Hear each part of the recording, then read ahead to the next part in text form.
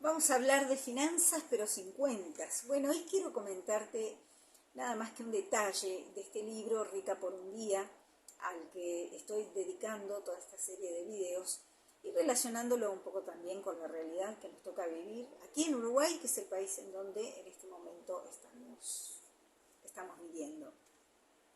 Es muy interesante porque no solamente es aplicable a Uruguay, sino que es aplicable a todos los países del planeta en este momento. ¿Por qué? Porque estamos dejando atrás una era. Es un hecho que la era industrial y todos sus residuos están ya en el final de la existencia, y es un hecho que ya empezamos a transitar, ya estamos notando cambios verdaderamente drásticos y profundos que son propios de la era nueva que ya empezamos a transitar. Y sobre este libro, Rica por un día, quiero hacer notar un rasgo de este material que lo hago notorio en la publicidad, que he escrito pequeñas publicidades. Es un libro para usar. Ese es un rasgo de Rica por un día. ¿Y qué significa un libro para usar? Bueno, es un libro sí que es para leer, para estudiar, para volver a leer.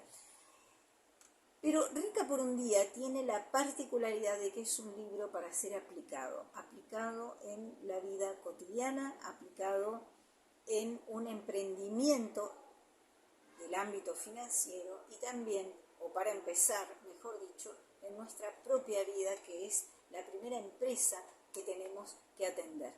Pero que gracias a la educación que venimos arrastrando del final de esa era industrial, esa educación prusiana, como yo suelo mencionar, esa educación que fue diseñada para formar de manera estandarizada al ser humano, gracias a esa educación no aprendimos o no nos formamos en el arte de atendernos y el arte de cuidarnos, porque eso es un arte para el ser humano. En cambio, nos tiraron dentro de un gran mar de industrias, entre las cuales está la medicina, la educación, la alimentación, todos aquellos factores que nosotros debemos manejar con un temperamento artístico para ir forjando el carácter, nuestra identidad, y para aprender a cuidarnos a sí mismos. Todo eso se diezmó y se industrializó, tomó forma de industria, la industria del laboratorio, de la medicina, de la alimentación, de la educación. Todo se ha industrializado porque es propio los rasgos de una era que no es casualidad haya sido llamada la era industrial. Entonces, Rica por un día es un libro para usar, porque es un libro en el cual te tira líneas de discernimiento a través de paradojas. ¿Por qué? Porque cuando una era se termina y empieza otra, se fusiona el principio y el final, los rasgos que caracterizaron a cada una de esas eras. La era que termina y la era que empieza. Entonces, incursionamos en un istmo, en unos años en los cuales transitamos, digamos que vamos saltando de una ramita a la otra, ¿no? O sea, de una era a la otra, vaya ramita, y vamos tomando conciencia de cuáles son las herramientas que vamos a tener que usar y vamos a tener que crear para esa nueva era, que tampoco existe concretamente, sino que la vamos a tener que ir creando. Entonces, lo primero que vamos a tener que crear es nuestra identidad.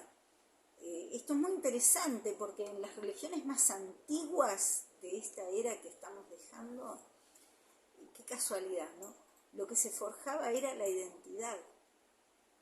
La identidad, cuando los nenitos empezaban su periodo educativo, en su primera etapa, no se le enseñaba las capitales del mundo, la ecuación de segundo grado, los números romanos, no, se le enseñaba identidad, que adquiriera una identidad, inclusive una identidad cósmica, una identidad espiritual, que supiera fehacientemente quién es.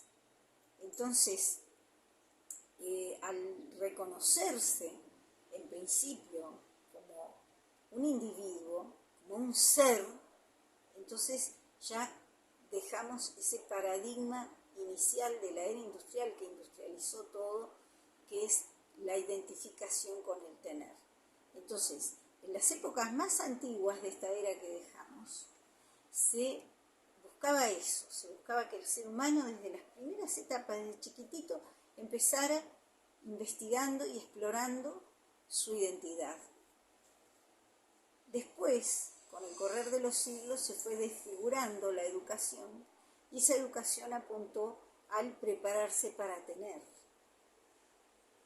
Y ahora que está concluyendo la era y que está iniciando una nueva era, volvemos a darnos cuenta de que lo importante es saber quiénes somos.